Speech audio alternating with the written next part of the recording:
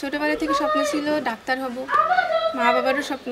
আমার মেয়ের তো বড় স্বপ্ন যে ও মেডিকেল পড়বে, ওর ছোটবেলার স্বপ্ন। আমি ওর স্বপ্ন বাস্তব করার চেষ্টা করেছি মাত্র। 50 লাখ 60 লাখ টাকা লাগবে, আমি কোথায় পাবো? 50-60 লাখ টাকা আমার বিক্রি করলেও 50 টাকা বেরোবে না।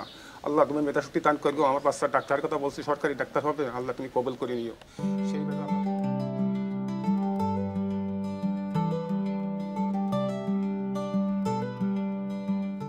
বাবা ভ্যান চালক, মা সেলাই মেশিন চালিয়ে কোনো মতে চালান সংসার। এনজিও ঋণ ও মায়ের সামান্য গহনা বন্ধক রেখে পড়ালেখার খরচ বহন করেন। তবে সবকিছু ছাপিয়ে বাগেরহাটের মেয়ে অদম্য মেধাবী আরিফা আক্তার বরিশাল সরকারি মেডিকেলে ভর্তির সুযোগ পেয়েছে। সরকারি মেডিকেলে ভর্তির সুযোগ পাওয়ায় বাবা মা সহ পরিবারের সকলের মাঝে আনন্দ বিরাজ করছে। বাগেরহাটের কচুয়া উপজেলার গোপালপুর ইউনিয়নের হতদরিদ্র ভ্যান চালক শেখ আসাদুজ্জামান ও গৃহিণী হামিমা আক্তার হিমার বড় মেয়ে অদম্য মেধাবী আরিফা আক্তার। বাবা মায়ের চরম দারিদ্রতার মধ্যে বেড়ে ওঠা আরিফা আক্তারের অদম্য মেধার কারণেই পারিবারিক প্রতিকূলতার মধ্যেও পড়াশোনায় সে কৃতিত্বের স্বাক্ষর রাখে। ট্যালেন্টপুরে প্রাথমিক ও জুনিয়র বৃত্তি অর্জন করেছে।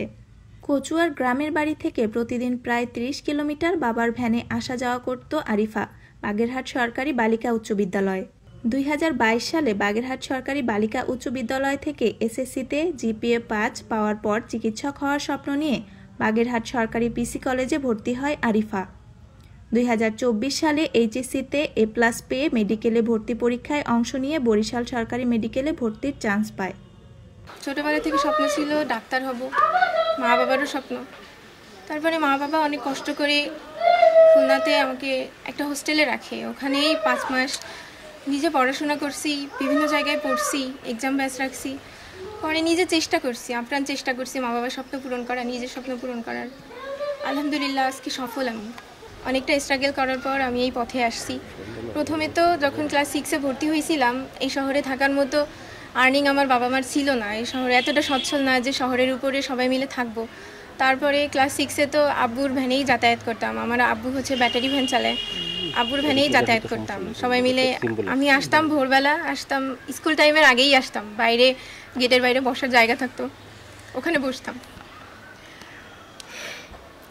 তারপরে আব্বু তো ব্যাটারি ভ্যান চালাতো এই শহরে। তারপরে আব্বু যখন সময় হতো তখন নিয়ে যেত, তখন বাসায় নিয়ে যেত। আমার স্কুল ছুটি হতো, তারপরও বাসায় যেতাম না, বাইরে বসে থাকতাম আব্বু কখন আসবে।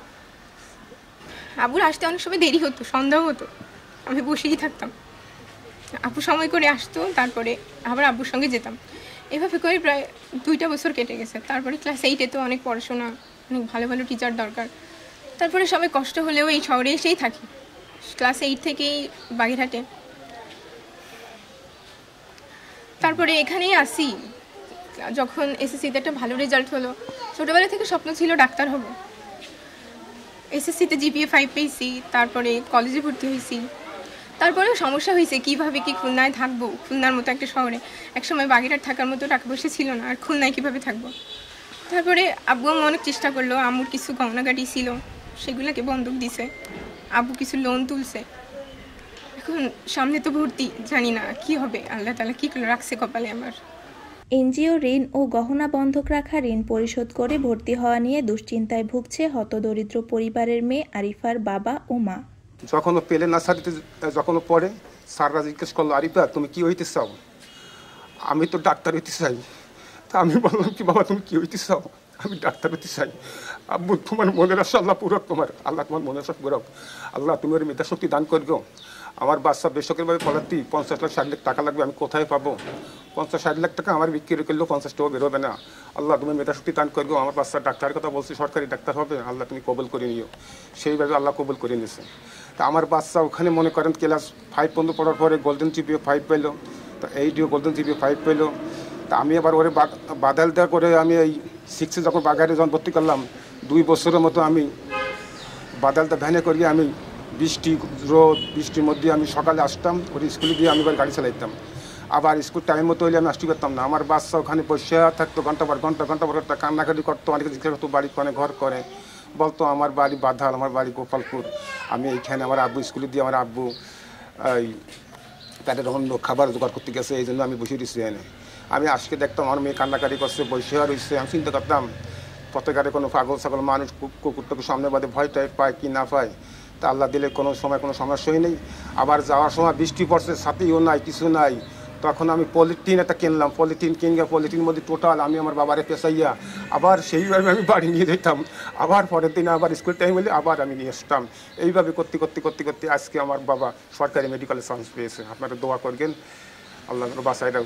আমি আমার কাছে বলছি যে আব্বু তুমি ডাক্তার হয়েছো, ভবিষ্যতে ডাক্তার তুমি হবা, তোমার কোনো চাহিদা আমি তোমার কাছে করবো না, আমি তোমার কোনো খাবার খাইতে চাই না, তোমার যদি ভালো লাগে আমার দিও, না লাগে তুমি না দিও, কিন্তু তুমি আল্লাহ তোমার বাসায় রাখ, তুমি মানুষের সেবা করবা, তোমার কাছে আমার এইটুকু চাও না, তুমি মানুষের সেবা করবা, তোমার কাছে জানো তুমি কষ্ট পায় না, তোমার সমাজ হিসেবে তুমি মানুষকে উপকার করবা, সেবা করবা। বাচ্চা পড়াইতে আমি অনেক ঋণী আছি, 3-4টা সমিতি দিয়ে আমি টাকা পয়সা আনছি, আমার বড় সোনা গয়না টুকটাক যা ছিল সব পরের কাছে দিয়ে বান্দা দিয়া টাকা পয়সা আনছি, এবং তার কাছে মনে করেন যে আমরা অনেক ঋণী আছি। এবং আমার মেয়েটা সরকারি মেডিকেলে চান্স পেয়েছে, আরও সামনে 4 বছর 5 বছর পড়তে পারে, এবং তার ভর্তি করার টাকা নিয়ে আমি অনেক চিন্তার বিষয় আসি, আমি যেন তাকে যেন সঠিক মতো যেন ভর্তি করতে পারি। এই জন্য আমি সরকারের কাছে খুব, আমি একটা দরিদ্রহীন মানুষ, আমি খুব তার কাছে খুব আমি কৃতজ্ঞতা করতেছি যে আমি যেন কিছু টাকা পয়সা যেন পাই, আমি যেন মেয়েরা যেন ভর্তি করতে পারি।